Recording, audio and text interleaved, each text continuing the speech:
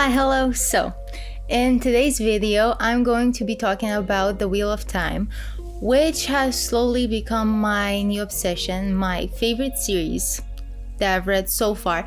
But I find it very hard to find a series that I'll love more than this one, so I can maybe say that it's my favorite series, but I feel bad saying that, so my favorite series so far. And I want to talk to you guys about the things that I love most about the series and a bunch of things that I didn't quite enjoy, but I understand why they're there.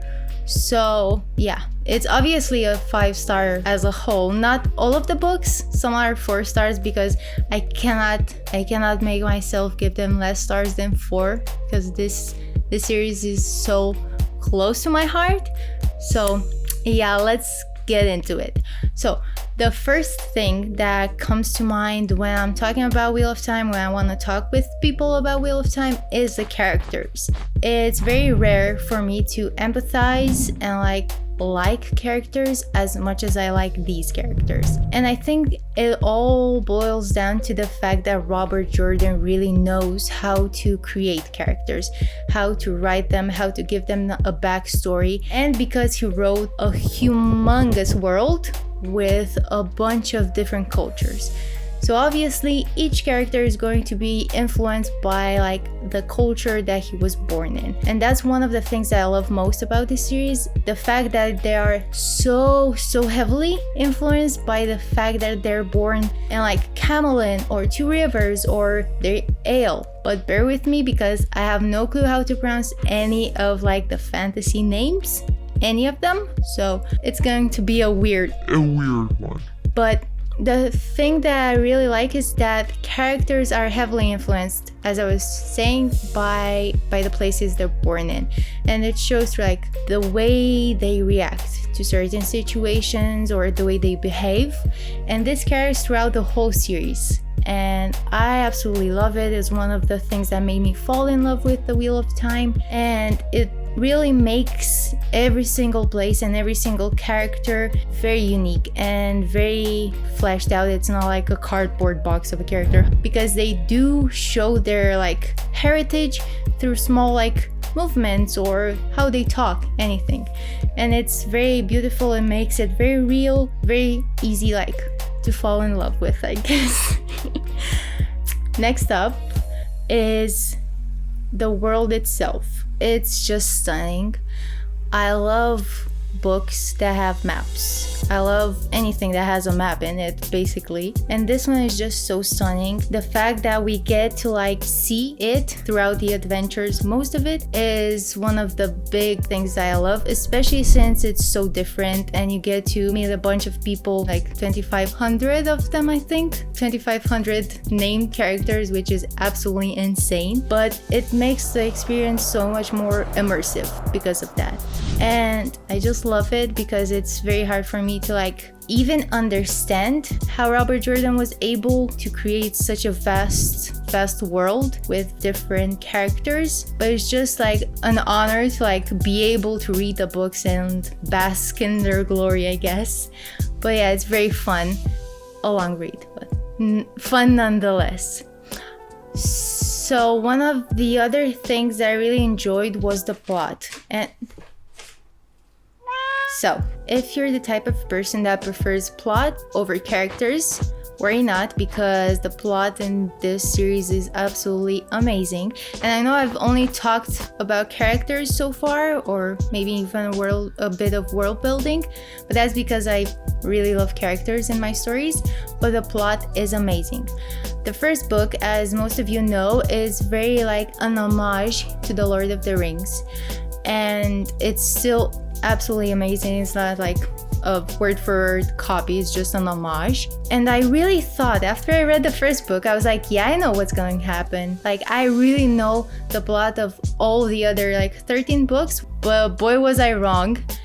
You never actually have a grasp on how big and how intricate the whole plot is. Only by the end of it, obviously, all the little like seeds that Jordan has been planting throughout the story, throughout the plot lines, they all come together, and it's one of the most satisfying, if not the most satisfying endings to a series that I've read. Endings in general, actually. Like, I cried a lot, and it's not like a spoiler to what happens, but I cried a lot because I knew that I was going to have like a difficult time starting any other book now, because I was so used to these characters. I was so immersed in this narrative and in this world that it was so difficult for me now to actually realize that, yep, you're done with it. After a year and a half, you're going to have to start something new, which is exciting in itself, but damn, do I miss the Two Rivers now. It's definitely going to be a reread in like 2 years or something, so worry not. But it's stunning. Like I was saying, the plot, you're never going to know what's going to happen, like in a good way, and it's just stunning. It's one of the most interesting stories, fantasy stories that I've read, and it's very worth reading. And now let's get into like the bad side, I would call it, of Wheel of Time, and that is the fact that it's so long. So 14 books, each are around like 800 to 1000 pages long, is a commitment. Like, you have to have a lot of time and a lot of patience to actually go through them all, but you're going to be like very much rewarded by the end of it. It's not like a waste of time. But I do get why so many people like don't feel the need or want to pick up the series, but if you do, it's so good.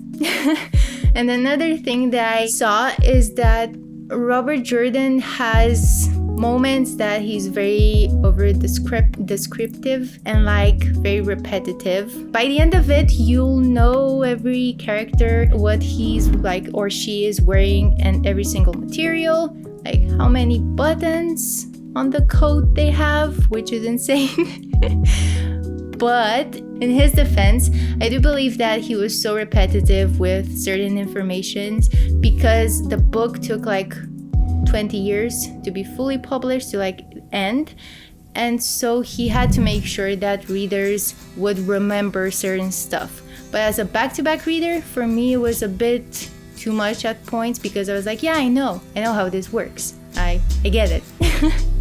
But yeah, if you can get past that and the slug, which is from book 8 to book 10, the plot is slow, like so slow. It's insane. Not much happens, like not at all. As a first time reader, it was tough. Like it was, I think that's the part that took me the most to read, why I took like a year and a half to read this whole series. A bunch of pages where nothing really happened. But now if I were to reread it, I think I would see like the little things, little plots that were starting to rise that had a lot of importance throughout the last books.